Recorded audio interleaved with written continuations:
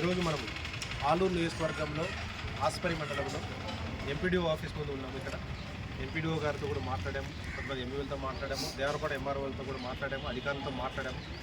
ఆలూరు నియోజకవర్గ అభివృద్ధిని ప్రజలకు ఏ విధంగా ముందుకు తీసుకెళ్లాలి, ఆ విధంగా ముఖ్యంగా జనసేన పార్టీ తరఫున జన సైనికులు యువరక్తంతో ఏ విధంగా అధికారులకు తోడ్పాటుగా ఉండే విధంగా వాళ్ళని యూజ్ చేసుకుంటూ అభివృద్ధికి ముందుకు తీసుకెళ్లే విధంగా కోరాను.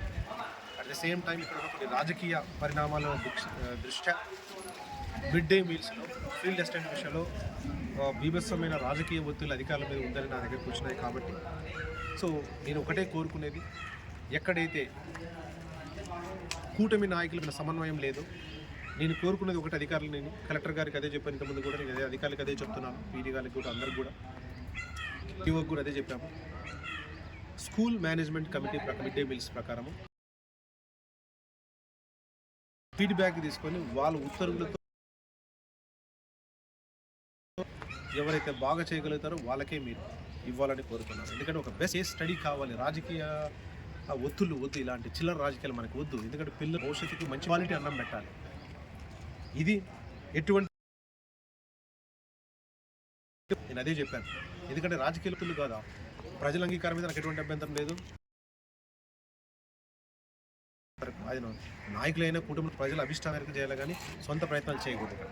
ముఖ్యంగా ఇంకొకటి, ఫీల్డ్ అసిస్టెంట్ విషయంలో కూడా పైసా వసూలు రాజకీయాలు మనకు వద్దు. నమ్మిన కార్యకర్తలు వచ్చి నేను కాదని చెప్పడం లేదు, కానీ వాళ్ళ కుటుంబాలకు అండగా నిలబడాలి. మనం ఎంతో కష్టపడిన కార్యకర్తలు నాకు కల్లారా చూశాను ఈ ఎలక్షన్స్లో కూడా, 9 ఎలక్షన్స్లో కూడా.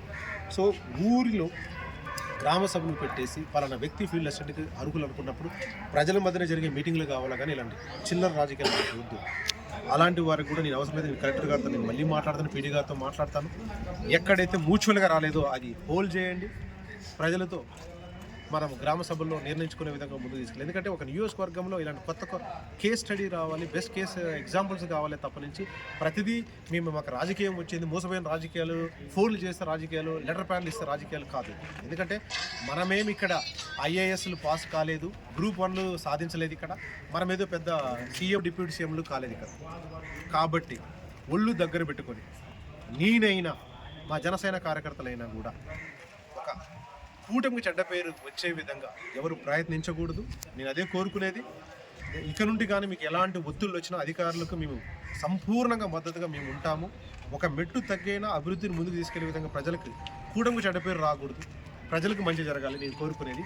అలానే అధికారుల మీద ఎలాంటి ఒత్తిడి ఉన్నా కూడా ఐకమత్యం లేని చోట, మ్యూచువల్గా రాని చోట ప్రజల అభిష్టానం వెరకే ఇక నుంచి నియామకాలు జరగాలి, జరిగి తీరాలి. అధికారుల మీద ఎవరైనా ఒత్తిడి తీసుకొస్తే మా దగ్గర తీసుకురాని, వాళ్ళ గురించి మేము ప్రజల ముందు ఎటువంటి ప్రశ్నలు మేము ప్రవేశపెడతాము.